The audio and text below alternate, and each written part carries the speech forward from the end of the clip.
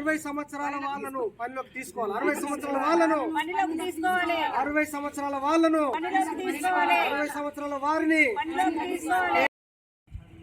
కస్తూర్బా గాంధీ KGBVలో పనిచేస్తున్న non teaching workers సమస్యలను వెంటనే పరిష్కరించాలని ప్రగతిశీల KGBV non teaching workers union demand చేస్తూ ఉంది. రాష్ట్ర వ్యాప్తంగా కానీ జిల్లా వ్యాప్తంగా కానీ అనేక మంది నాన్ టీచింగ్ వర్కర్స్ దాదాపు తొలి పూయగానే లేచి సాయంత్రం 6-7 గంటల దాకా వాళ్ళ విధులు ముగించుకొని అధిక పనిభారంతో పనిచేస్తున్నప్పటికీ వారి వేతనాలు మాత్రం కడుపు నిండట్లేదు. వారి వేతనాలు మాత్రం ఎలాంటి సరిపోవడం లేదని చెప్పేసి ఈ సందర్భంగా తెలియజేస్తున్నాం.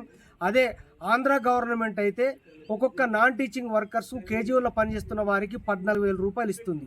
అదే మన తెలంగాణ గవర్నమెంట్ కేసీఆర్ అప్పటి నుంచి నేటి వరకు కూడా దాదాపు 9,750 రూపాయలు మాత్రమే ఇస్తుంది. అవి ఎలాంటి సరిపోవడం లేదని చెప్పేసి ఈ సందర్భంగా తెలియజేస్తున్నాం.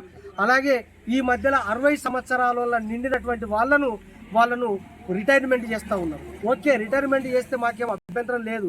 కానీ వాళ్లకు రిటైర్మెంట్ చేసినటువంటి వాళ్ళ కుటుంబంలో మరొకరికి ఉద్యోగం ఇప్పియాలా, ఉపాధి చూపియాలా, 5 నుంచి 10 లక్షల నష్టపరిహారం కూడా ఇవ్వాలని చెప్పేసి మేము రాష్ట్ర ప్రభుత్వాన్ని డిమాండ్ చేస్తున్నాము. అలాగే ఇవాళ పూరి చేయాలన్నా, చపాతీ చేయాలన్నా, విద్యార్థులు తినిపించాలంటే మిషనర్స్ లేవు. ఇవాళ వర్కర్స్ పని చేయాలంటే ఒక్కరికి 4 పూరి పెట్టాలన్నా కూడా మబ్బుల 4 గంటలకు లేచిపోతేనే ఆ పిల్లలకి ఇవాళ చేసేటటువంటి పరిస్థితి ఉంది. అధిక పనిభారం ఉంది. పనిభారాన్ని అర్థం చేసుకునే పరిస్థితి లేదు. కాబట్టి మేము ఒక్కటే, తెలంగాణ గవర్నమెంట్ దరిద్ర రేఖకు దిగువన జీవిస్తున్న వాళ్లకు 2,500 4,000 రూపాయలు పెన్షన్ ఇస్తామని చెప్పేసి ప్రకటించింది. సంతోషమే, మేము కాదంటలేము. కానీ వీళ్ళు రెక్కలు ముక్కలు చేసుకొని విద్యార్థుల జీవితాలు బాగుండాలని పని చేస్తున్నా వాళ్ళకు ఎలాంటి దరిద్ర రేఖ దిగువ ఉన్న వాళ్ళకు 4,000 2,000 పెన్షన్ ఇస్తే వీళ్ళకి కనీసం పని చేసిన వాళ్ళకు కనీసం 16,000 రూపాయలు ఇవ్వనటువంటి దారిద్రమైనటువంటి పరిస్థితి దాపరించిందని చెప్పేసి వాళ్ళకు వెంటనే రెగ్యులరైజ్ చేయాలని చెప్పేసి, అలాగే ఇవాళ జీవో ప్రకారం PRC జీవో ప్రకారం కనీస వేతనం 26,000 రూపాయలు ఇవ్వాలని చెప్పేసి కూడా మేము రాష్ట్ర ప్రభుత్వాన్ని డిమాండ్ చేస్తున్నాం. రెగ్యులరైజ్ చేయాలని చెప్పేసి డిమాండ్ చేస్తున్నాము. ఏదైతే పదవి విరమణ చేసినటువంటి వాళ్ళను వెంటనే విధుల్లోకి తీసుకోవాలని చెప్పేసి, లేనట్లయితే 5 లక్షల నుండి 10 లక్షల రూపాయలు నష్టపరిహారం చెల్లించాలని చెప్పేసి మేము ఈ సందర్భంగా డిమాండ్ చేస్తున్నాము. అదే 10వ తరగతి వరకు ఉండే, ఇప్పుడు ఇంటర్ కూడా చేశారు.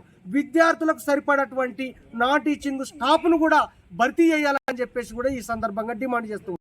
విధులు వాళ్ళతోటి రక్తం చెమట వాళ్ళందరూ చేసుకున్న తర్వాత ఉట్టిగా సార్, దానికి 5 లక్షల నుంచి 10 లక్షలు నష్టపరిహారం ఇవ్వాలి, లేకపోతే వాళ్ళ కుటుంబ సభ్యులు ఒకరికి ఉద్యోగం ఇప్పించాలని చెప్పేసి తమకి డిమాండ్.